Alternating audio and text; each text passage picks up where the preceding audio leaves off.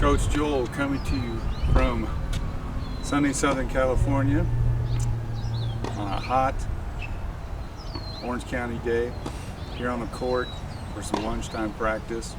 Not teaching a lesson today, but one issue I wanted to talk about is the ideal of mental toughness and mental preparation in tennis. I heard that Jimmy Connors, some people have said, like the great Yogi Berra would say, 90% of the game is half mental, right? Whatever that means. But I know Jimmy Connors said that 95% of tennis is mental. And really, I wouldn't say 95, but the point is clear. You might know how to hit those shots, but if you can't execute a match, it doesn't matter, right? And I wanted to talk about two resources on that. The classic Timothy Galloway, The Inner Game of Tennis, right? This is the tome. Inner Game of Golf was written after this one, after it's so successful. But key to this one,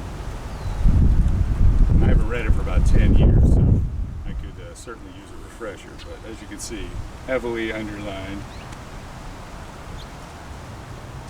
The main focus on this one is the difference between self one and self two. I believe self one is your conscious mind, right? You're thinking, okay, serve it to the outside, hit it to their backhand. Okay, here comes the shot, right? Self two is you just hit it, right? Self two usually comes to play where you have zero time to think. You're at the net and a rocket ball comes at you, right? You're just hit, right? You don't have any time to think. Hit it to your backhand, line up the strings, get your back, like there's no time, right? The problem is when we have time, right? How many times do we blow a shot that's a nice looping ball and it just sits there and it's like 1,000, 2, 1,003, 1,004, and then finally you swing, right? And then you hit it out or hit it in the net, right? Because you have so much time to think about it, right? So this book is awesome for trying to get you play like self two, like in a rally, right? He'll bring up an example of in a rally when you're just rallying, you just take that cut, right? You're just like, oh yeah, all day, boom, all day. Okay, here comes a match, yeah, right? Please go in, right? Totally different, right? So highly recommend this, especially second serves, right? First serves, not so much pressure, right? You just wail away, second serve, suddenly it's all in your mind, right? This book was huge for me on my second serve and, getting away from tapping it. I used to wail flat my first serve, and then my second serve, I'd just tap it, right? I couldn't sit there and spin it in and give it a little velocity. I could, but my brain would be going crazy, right? This book really helped me on second serves and stuff like that. The other great resource, another famous book, Winning Ugly by Brad Gilbert. Right, so this book, and the subtitle, Mental Warfare in Tennis, Lessons from a Master. Right? So Brad Gilbert is the ultimate example. He made it to top 9, or he made it number 9 in the world, and compared to other top tour players, right, his skills weren't up to par, right? His preparation, his mental toughness, his seeing the inside tactics of the game got him up to number 9, right? His skill alone. There's a very funny example of him playing against Boris Becker, and Boris Becker was way better than Brad Gilbert, right? Skill-wise, but he beat him mentally. He broke down Boris Becker mentally, and that got him a key win, right? So huge, but so much in the preparation. It's funny. I read this book 10 years ago too. I was just flipping through it, which I have heavily underlined again, right? Flipping through it, so many of the habits I've ingrained in my preparation, in my game, I do automatically. I don't even think about it. I forgot that I got it from this book, right? I've been doing it for so long. Huge insight in this book for me was, well, there's tons of insights. And there's so many tips and strategies and tactics that you can apply right away. Not just for the mental game, but for your game at all. Right? So much preparation stuff. It's awesome. But one of the big ones was the hidden ad points, right? So his point is, on ad out, right? Everybody's paying attention. Or love 40, or you're down. It's game point. Everybody's ready. Everybody's like, all right, come on. He's saying you win that game the point before game point. Right? He actually says there's 7 ad points. I didn't go back and remember what all 7 were. But the thing that I've carried with me all these years is it's not 40 love, it's not 30-40 that you need to pay attention. It's a 30-15. It's a 30 all. It's at deuce. That's when you have to pay attention. And like with games in a set, right? It's not at 5 love that suddenly you gotta go, oh, I better start playing good, right? It's at 4, right? Because you don't want them to get to 5. Right? He's like, everybody pays attention to the game points. Everybody pays attention to it's 4-5 and you're down. I better play good before he gets 6, right? Or match point, right? Everybody's totally aware of the point of match point, right? You want to be aware before that, right? I'll say to my partner, if we're down 2-5, I'll say, or 2-4, I'll say, if we can hold them from game 5, we can win this set. If we let them get to 5, luck will knock us out. We can hold them at 4. Or same thing in a game, right? At 30 love, when they have 30 and you're down, right? That's that hidden ad point. It's that point before the game point. That's the key one to go after. Another thing on mental, like I teach during my lunch, and it's usually 12 noon, right? So it's the hottest part of the day, pretty much, right? 12 to 1 is when I teach. And so many people are like, but it's so hot during then. I'm like, tennis is a hot sun weather sport, right? I mean, we got league matches. I captained 2 mixed doubles teams, and a lot of our matches start at 11. We just played one. I didn't play it, but my other teammates played it at 1:30. I mean, it's like the hottest part of the day is 1:30 in the summertime, right? And so practice when it's hard, right? Like when you're practicing your serve, don't put your back to the sun and practice your serve. Don't stand in the shade and practice your serve.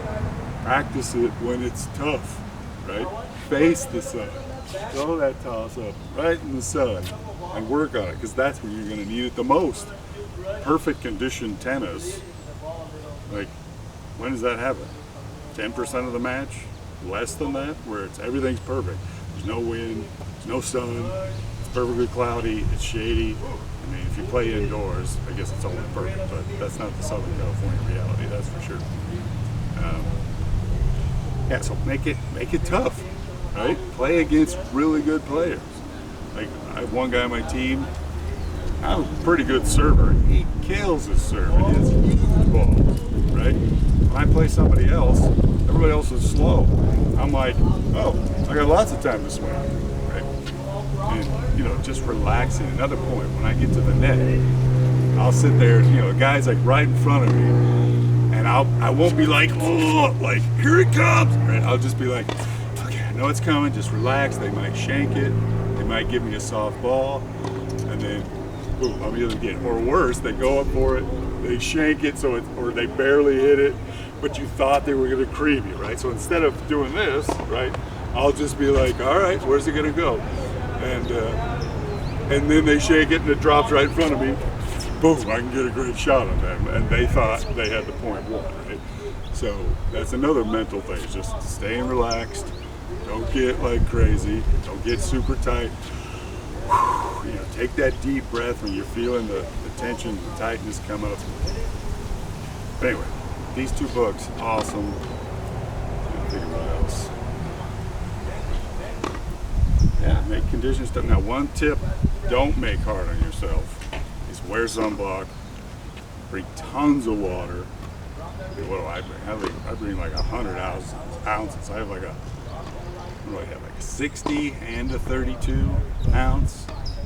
So like that, every match I bring those, and I've never run out of water with bringing those two. If I brought two 32s, I would be like conserving it at the end and taking just a sip when I wanted to take a huge drink. So make sure you bring way more water than you need. That's cool too, because sometimes when you sit on the bench, man, you need a big drink. And if you got to sit there and conserve the last couple inches of water, I mean, you just killed yourself right there, right? Your body was dying for a big drink and you had to take a sip. Huge, right? That's Brad Gilbert all the way. Preparing, it's a basic preparation, right? But anyway, oh, one more thing. Playing with bad players, right? In my league, you know, I'm the 4-0, I have to play with 3-0 players, right? In mixed doubles, right? So, you know, and when you play with anybody, somebody might be having a bad day, even if you're 2 3-5s, even if you're 2 4-0s, somebody's gonna have a bad day. Somebody's blowing their easy shots, right? What do? My partner sucked, I don't ever want to play with them again, right? No, that's not it. You battle hard, you step up your game. If you encourage them, you pick them up. You say, come on, you can get it. I know it. You can do it.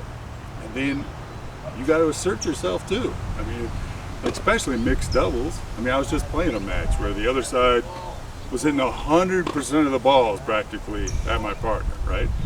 That got me a little mad. I like to spread my shots out. I'll hit like maybe 2/3 of the girl, 1/3 of the guy, because if I can break down the guy, right? Now I've totally got the match won, because it doesn't have to be the guy or the girl. It's the better or worse player, right? So, you know, on one of my teams, I got a 4-0 girl and a 3-0 guy, right? So the girl's the better player, right? So it doesn't matter. It's you want to spread it out, but I used it as motivation, right? I'm like, it got me a little mad, right? I mean, is it a legit tactic? Absolutely. I mean, you always hit at the weaker player if you can, right? But I used it to mentally fuel me and get me motivated and go, okay, watch this. And I started playing better. I stopped blowing my poach volleys. I made like 5 or 6 poaches, and they were perfect, you know, and I hit good shots and better serves, and you know, you got to use any edge you can get. But playing with the bad players, right? That's everybody's gonna. I mean, it's either you're the weaker player or your partner's the weaker player. There's no like equal playing in a tennis match, right? So get out there, play your hardest, do your best, try to encourage your partner, and then sometimes you gotta take some extra shots. You gotta insert yourself into the play. In doubles, you can do that. You can poach. Now, I definitely don't recommend putting the girl in the back corner, the weaker player in the back corner, or the front corner of the net so they never hit a ball. Me, that is not mixed doubles. I want to stand toe-to-toe with my partner, and we battle it out, come what may, right? So, no hiding on the court, but in doubles, you can hit that post. You can cross the net, get that good shot. You can encourage your partner, right? And say, you can do it. There's so many things you can do. But just refusing to play with people, you know, that's, I mean, you can make that request, but you know, if the person's just a jerk, you know, okay, fine.